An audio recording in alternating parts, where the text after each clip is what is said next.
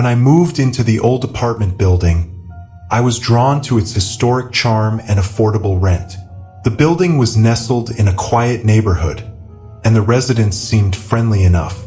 But there was one thing I couldn't shake. The strange noises that came from the basement at night started not long after I moved in. I would be lying in bed, reading a book or watching TV, when I would hear it, a low, rhythmic thumping coming from beneath the floor. At first, I thought it was just the building settling or the pipes clanging, but the noises were too regular and deliberate for that. One evening, I decided to investigate. I grabbed a flashlight and made my way down the narrow staircase to the building's basement. The air was damp and musty, and the dim light bulbs cast eerie shadows on the walls. I walked through the maze of storage rooms, following the sound. At the far end of the basement, I found a heavy wooden door slightly ajar. The thumping was louder here, and I could hear faint voices murmuring behind the door. My heart raced as I pushed the door open and shone my flashlight inside. To my surprise, the room was empty, save for a few old pieces of furniture and some dusty boxes. The noises had stopped, and the silence was deafening. I felt a chill run down my spine as I stepped inside, the floorboards creaking under my weight. "Hello!" I called out, my voice echoing in the empty room. There was no answer, just the faint sound of my own breathing. I searched the room but found nothing out of the ordinary. Feeling a bit foolish, I decided to head back upstairs. As I turned to leave, I noticed a small locked door in the corner of the room. Curiosity got the better of me, and I crouched down to inspect it. The lock was old and rusty, and it looked like it hadn't been opened in years. I tugged on the door, but it wouldn't budge. Frustrated, I made a mental note to ask the landlord about it later and headed back to my apartment. The next morning, I went to the landlord's office and mentioned the noises and the locked door in the basement. He looked at me with a puzzled expression. "That door hasn't been used in decades," he said. "There's nothing back there but some old storage rooms. As for the noises, it's probably just the building settling. These old places have a way of making strange sounds." I nodded, but I couldn't shake the feeling that there was more to it. That night, the noises returned, louder and more insistent than before. I lay in bed, staring at the ceiling, my mind racing with thoughts of what could be causing them. A few days later, I met one of my neighbors, an elderly woman named Mrs. Thompson. She had lived in the building for over 30 years and knew its history well. I decided to ask her about the basement. "Do you ever hear strange noises coming from the basement at night?" I asked. Mrs. Thompson's eyes widened, and she glanced around nervously. "You've heard them too?" she whispered. I nodded, feeling a sense of unease. "Yes, every night." "What's down there?" She leaned in closer, her voice barely audible.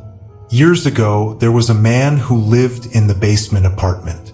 He was a recluse, kept to himself, but strange things started happening. People heard noises, like chanting and banging, coming from his apartment. One day, he just disappeared, and the landlord locked up the apartment. No one's been down there since." I felt a chill run down my spine. "What happened to him?" "No one knows," she said, her voice trembling. "Some say he went mad. Others say he was involved in something dark and sinister. But whatever it was, those noises started again after you moved in." Her words left me feeling even more unsettled, but I was determined to find out what was happening. That night, I stayed up, waiting for the noises to start. When they did, I grabbed my flashlight and headed back to the basement. The door was still slightly ajar, and the thumping was louder than ever. I pushed the door open and stepped inside, the beam of my flashlight cutting through the darkness. I approached the small locked door in the corner and tugged on it again, but it wouldn't budge. Suddenly, I heard a whisper behind me. I spun around, shining my flashlight into the shadows, but there was no one there. The whispering grew louder, and I felt a cold breeze brush past me. "Who's there?" I called out, my voice shaking. The whispering stopped, and for a moment, there was silence. Then the thumping started again, louder and more frantic. I backed away, my heart pounding in my chest, and turned to leave. As I reached the door, I felt a hand grab my shoulder. I screamed and spun around, but there was no one there. The whispering returned, now right in my ear, and I bolted out of the basement, slamming the door behind me. I ran back to my apartment, my mind racing with fear and confusion. I locked the door and sat on the couch, trying to catch my breath. The noises continued for a while, then abruptly stopped. The next morning, I went back to the landlord's office and demanded to know more about the basement. He looked at me with a mix of annoyance and concern.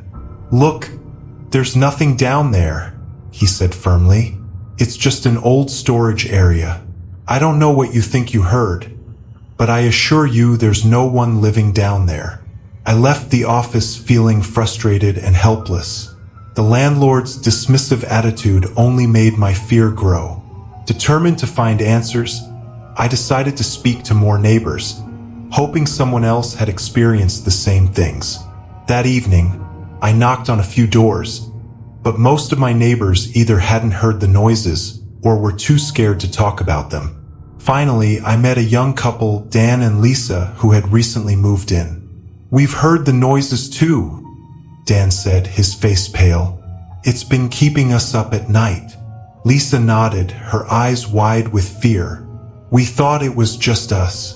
We even saw someone in the basement once, but when we went to check, no one was there." Feeling a sense of solidarity, we decided to investigate together. We agreed to meet in the basement the following night, determined to get to the bottom of the mystery. When night fell, we gathered our flashlights and headed down to the basement. The familiar thumping greeted us as we descended the stairs. We pushed open the heavy wooden door and stepped inside, the air thick with tension. "Let's check that locked door again," I said, leading the way. We approached the small door in the corner, and Dan tried the handle, but it still wouldn't budge. "Stand back," Dan said, pulling out a small crowbar. He wedged it into the gap and gave it a hard push. With a loud creak, the door finally gave way, revealing a narrow passageway. We exchanged nervous glances before stepping inside. The passage was dark and cramped, the air growing colder with each step.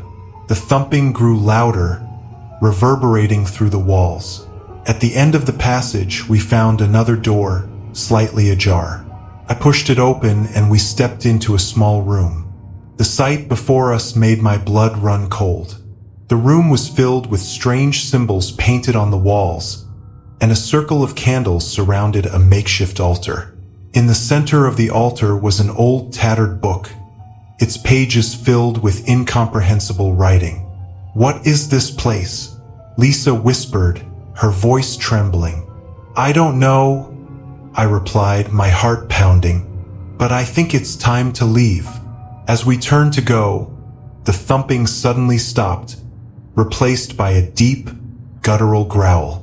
The room grew colder, and the candles flickered violently. "Run!" Dan shouted, and we bolted back down the passageway. As we reached the main basement, we heard footsteps behind us, quick and heavy. We burst through the door and slammed it shut, leaning against it to catch our breath. The footsteps stopped, and the basement fell eerily silent. "We need to get out of here," Lisa said, her voice shaking. Now we hurried back to our apartments, locking the doors behind us. I sat on my couch, my mind racing with fear and confusion. What had we just witnessed? The next morning, I received a call from Dan. "We need to tell the police," he said. "They need to know about this." I agreed, and we went to the police station, recounting everything we had seen. The officers listened intently, but their skepticism was evident. "We'll look into it," one officer said, but I could tell they didn't believe us. Days turned into weeks, and the noises continued, but the police found nothing. The landlord dismissed our concerns, and the fear that had gripped our building grew stronger. One night, I heard a knock on my door. I opened it to find Mrs. Thompson standing there, her eyes filled with terror. "They're coming for us," she whispered, her voice trembling. "We need to leave." I nodded, grabbing my coat and following her out. We gathered Dan, Lisa, and a few other neighbors, and we all left the building that night, unable to bear the fear any longer. We moved to different places, but the memories of that basement and the strange noises never left us. We kept in touch, sharing updates and trying to make sense of what we had experienced.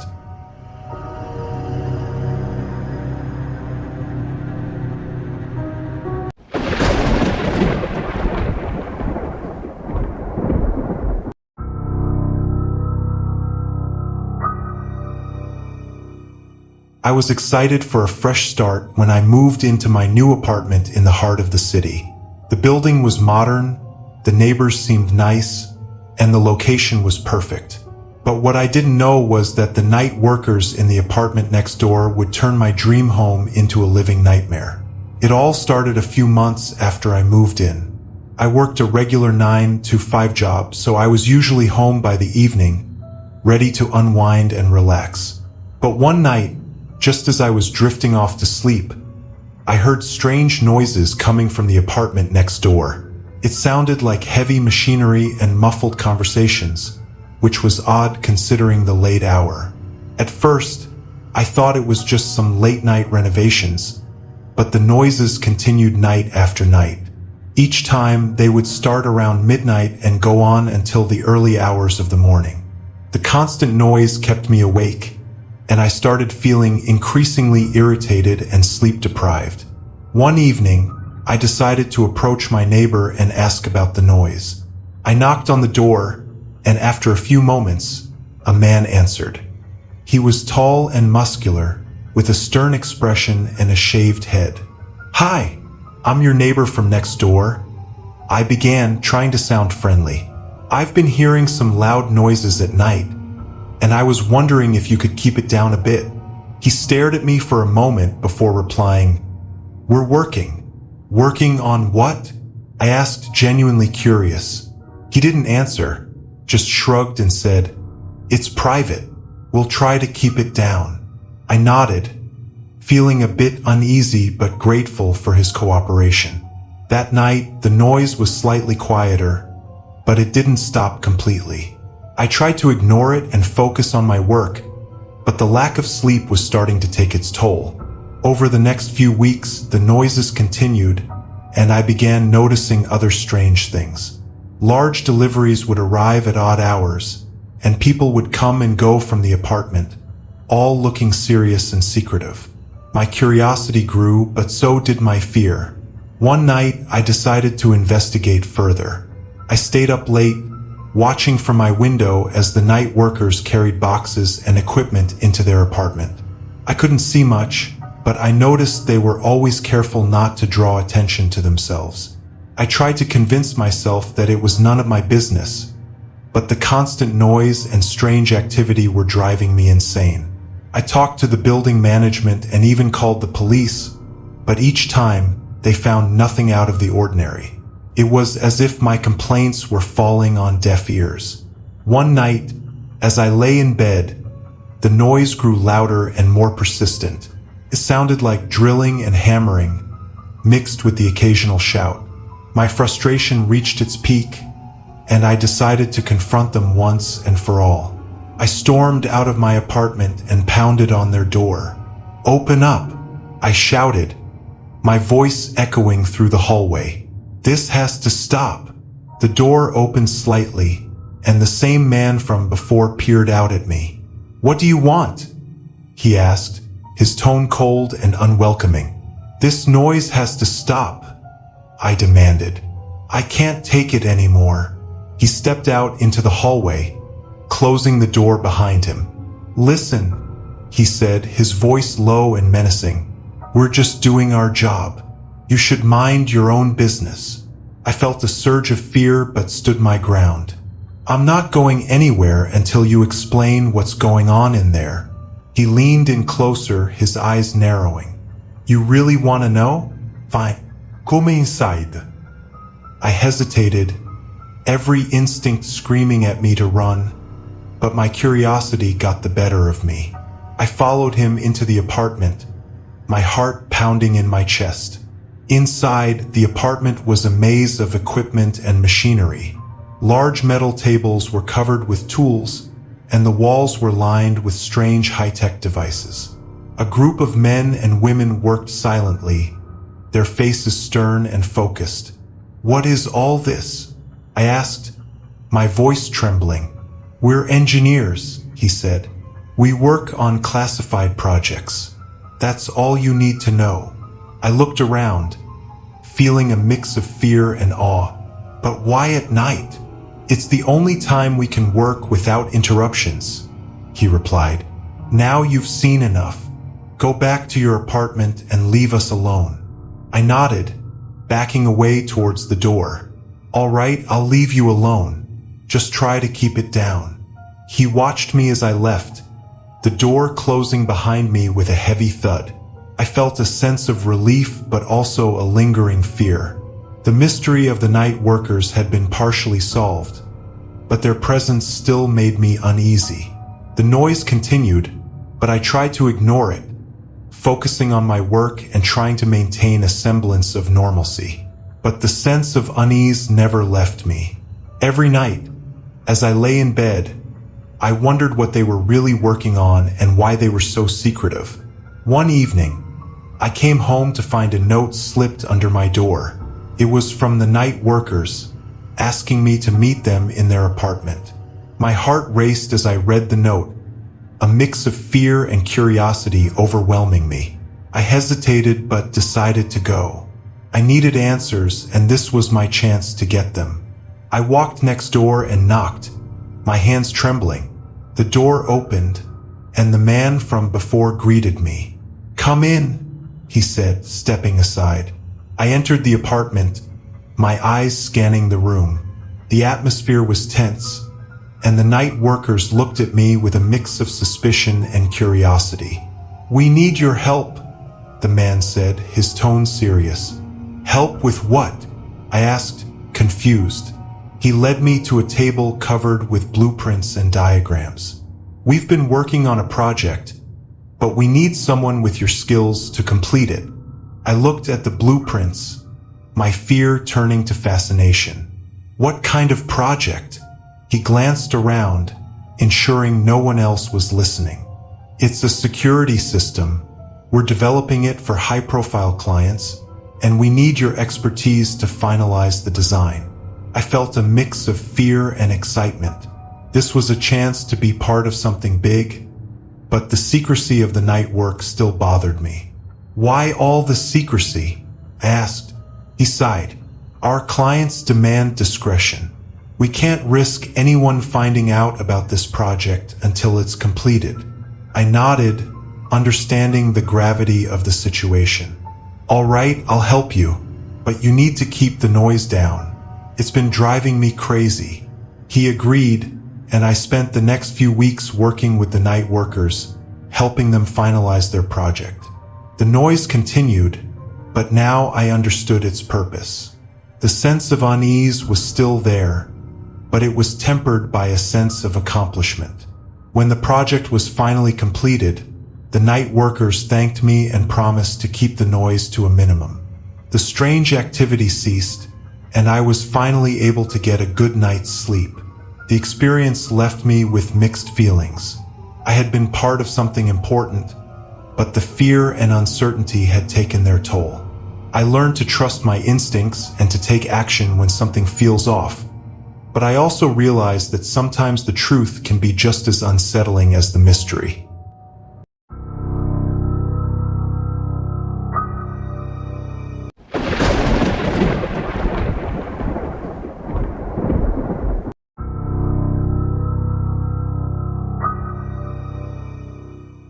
When my wife and I moved into our cozy suburban home, we were excited to start a new chapter of our lives. The neighborhood was quiet, the neighbors seemed friendly, and our house felt like the perfect place to raise our young daughter, Lily.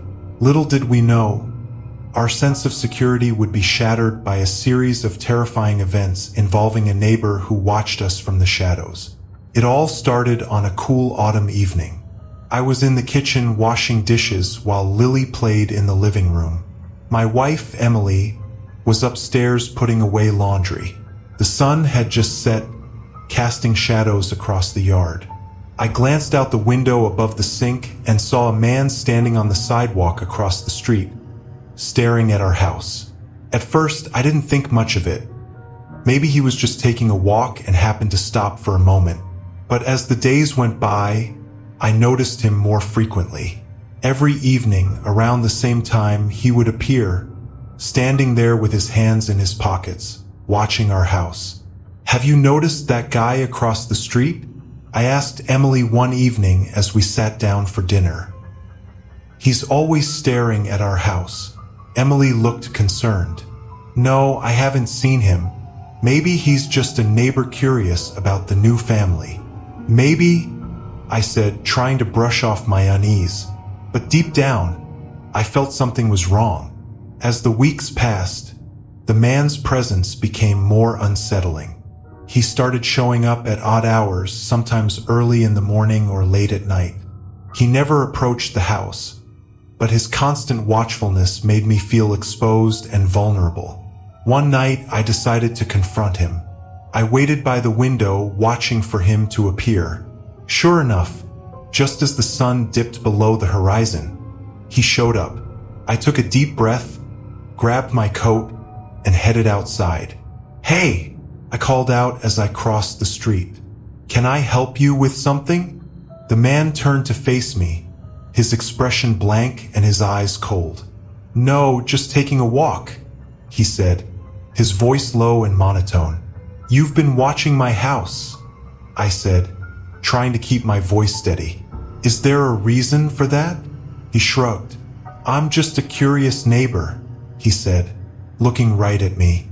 I felt a chill run down my spine. There was something off about him, something that made my instincts scream at me to get away. "Well, it's making my family uncomfortable. I'd appreciate it if you stopped." He stared at me for a long moment before nodding. "All right, I'll keep that in mind." I watched as he walked away, my heart pounding in my chest. I hoped that would be the end of it, but I couldn't shake the feeling of dread that lingered. The next few days were quiet. I didn't see the man, and I started to relax, thinking maybe he had taken my words to heart. But one night, everything changed. Emily and I were in bed, drifting off to sleep, when we heard a noise outside. It was a faint tapping sound, like someone lightly knocking on the window. My heart raced as I got out of bed and crept over to the window. I pulled back the curtain slightly and peered outside. There he was, standing in our yard, right by Lily's bedroom window. His face was inches from the glass, peering inside. My blood ran cold, and I felt a surge of anger and fear. "Emily, call the police," I whispered urgently. "He's here." Emily grabbed her phone and dialed 911, her voice shaking as she explained the situation. I threw on my coat and rushed downstairs, determined to confront him once and for all. I burst out the front door, my eyes scanning the yard. The man was gone, but I could hear the rustling of leaves nearby. I ran around the side of the house, my heart pounding in my ears. I reached Lily's window and saw that it was slightly open, the lock tampered with. I felt a wave of panic. "Lily," I called out, rushing inside to her room. She was still asleep, safe and sound, but the sight of that open window filled me with terror. The police arrived a few minutes later, and I explained everything to them. They searched the area but found no sign of the man. They assured us they would patrol the neighborhood more frequently and advised us to install security cameras. Over the next few days, we did everything we could to secure our home. We installed cameras, reinforced the windows, and made sure all the doors were locked at night. But the sense of safety we once felt was gone. One evening, I was reviewing the security footage when I saw something that made my blood run cold. The camera captured the man standing outside our house, watching us. He had been there every night, just out of sight, lurking in the shadows. I showed the footage to the police, who promised to keep a closer watch on our neighborhood. They also advised us to get a restraining order if we identified the man. The situation reached its climax one stormy night. Emily and I were watching TV in the living room when we heard a loud crash from upstairs. We rushed to Lily's room and found her window shattered, the wind and rain pouring in. I ran outside, flashlight in hand, determined to catch the man once and for all. I searched the yard, the light cutting through the darkness, but he was nowhere to be found. I felt a presence behind me and turned around, shining the light into the trees. There he was, standing just at the edge of the forest, watching me. "Stay away from my family," I shouted, my voice shaking with anger and fear. He didn't respond. He just turned and disappeared into the woods. I stood there for a moment, the rain soaking through my clothes, before heading back inside. The police arrived shortly after, and we filed another report. They increased their patrols, and we hired a security company to monitor our home. The man never returned, but the fear left behind lingered. Emily and I couldn't shake the feeling of being watched. Every creak and shadow made us jump, and the sense of safety we once felt in our home was gone. We eventually decided to move, hoping to leave the nightmare behind us.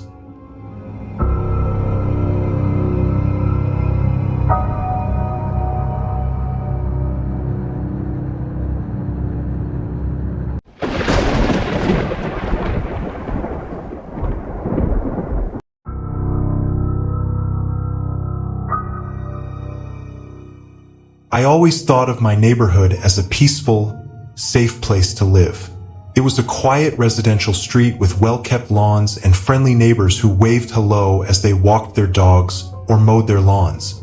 But everything changed when I started noticing the strange gatherings of the window watchers. It was a warm summer evening when I first saw them. I had just finished dinner and was relaxing in the living room, flipping through channels on the TV. The windows were open to let in the evening breeze, and as I glanced outside, I noticed a group of people standing on the sidewalk across the street. They were all staring intently at my house. At first, I thought it was a neighborhood watch meeting or some sort of casual get-together. I waved at them, but they didn't respond.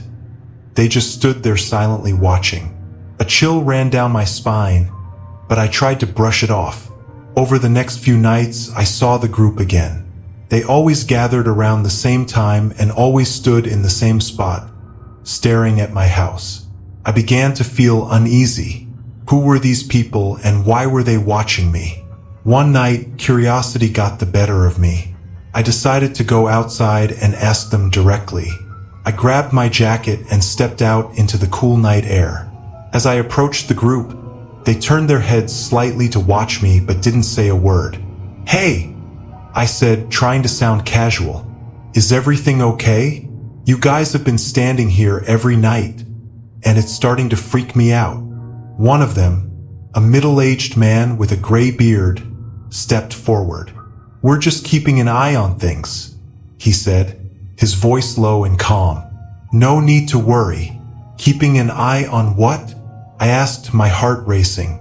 "Just making sure everything is as it should be," he replied cryptically. I nodded slowly, feeling a mix of frustration and fear. "Well, I'd appreciate it if you stopped." He nodded, but I could see no promise of change in his eyes. I turned and walked back to my house, feeling their eyes on me the entire way. The gatherings continued, and I started feeling trapped in my own home. Every time I looked out the window, I saw them standing there watching. I began closing the curtains and keeping the lights off, trying to avoid their gaze, but the feeling of being watched never left me. One night, things escalated.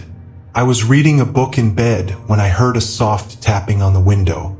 My heart skipped a beat, and I froze, listening. The tapping continued, steady and persistent. I slowly got out of bed and crept over to the window, my heart pounding in my chest. I pulled back the curtain slightly and gasped. The group was standing right outside my window.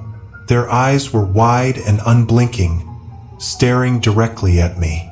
I stumbled back, my mind racing with fear. I grabbed my phone and called the police, my hand shaking as I explained the situation. "There are people outside my house watching me," I said, my voice trembling. "They've been doing it every night, but now they're right outside my window." The dispatcher assured me that officers were on their way and told me to stay inside and keep the doors locked. I hung up and backed away from the window, my eyes fixed on the group outside. A few minutes later, I heard the sound of sirens approaching. The group turned and dispersed quickly, disappearing into the night just as the police arrived. I opened the door and let the officers in, explaining everything to them. "We'll keep an eye on the neighborhood," one of the officers said, his tone reassuring. "But if you see them again, don't hesitate to call us." I thanked them and watched as they left, feeling a mixture of relief and lingering fear. The group didn't return that night, but the sense of being watched stayed with me. Over the next few days, I tried to get back to my normal routine, but the fear was always there. I kept the curtains closed and the doors locked, but I couldn't shake the feeling that they were still watching, waiting for the right moment to return. One evening, I decided to take matters into my own hands. I set up a camera in the living room aimed at the window where they had been standing. I wanted to catch them on tape to have some evidence to show the police. That night, as I lay in bed, I heard the tapping again. My heart raced as I got up and checked the camera feed on my phone. Sure enough, there they were, standing outside the window, staring in. I called the police again, and this time they arrived quickly. The group dispersed as soon as they heard the sirens, but the officers were able to catch one of them, a woman in her late 30s. They questioned her, but she refused to say anything about why they were watching me. She was taken away, and the officers assured me that they would patrol the area more frequently. The next day, I received a visit from one of the officers. "We've been looking into your case," he said. "It seems there have been similar incidents in other parts of the city. We're trying to figure out if there's a connection. Do you know who these people are?" I asked, desperate for answers. "Not yet," he replied, "but we're working on it. In the meantime, we recommend you stay vigilant and keep your doors and windows locked." I nodded, feeling a mix of relief and frustration. The police were taking the situation seriously, but I still didn't have any answers. The gatherings stopped for a while, but I remained on edge, constantly looking over my shoulder. I couldn't relax. I couldn't shake the feeling of being watched. Then one night, I received a knock on the door. I peered through the peephole and saw the man with the gray beard standing outside. My heart pounded as I debated whether to open the door. Finally, I cracked it open, the chain lock still in place. "What do you want?" I asked, my voice trembling. He looked at me with those cold, unblinking eyes. "We're sorry for frightening you," he said, "but we had to make sure you were safe." "Safe from what?" I demanded. "There are things happening in this neighborhood," he said. "Cryptical things you wouldn't understand. We were watching to protect you." I felt a chill run down my spine. "I don't need your protection," I said, my voice firm. "Just leave me alone." He nodded slowly. "Very well, but remember, we're always watching." With that, he turned and walked away, disappearing into the night. I closed the door and locked it, my hand shaking. I didn't know what to make of his words, but I knew one thing for sure. I never wanted to see them again. The gathering stopped, and the neighborhood returned to its usual peaceful state. But the fear and paranoia they left behind lingered. I installed more security cameras and made sure to stay alert, always aware of my surroundings.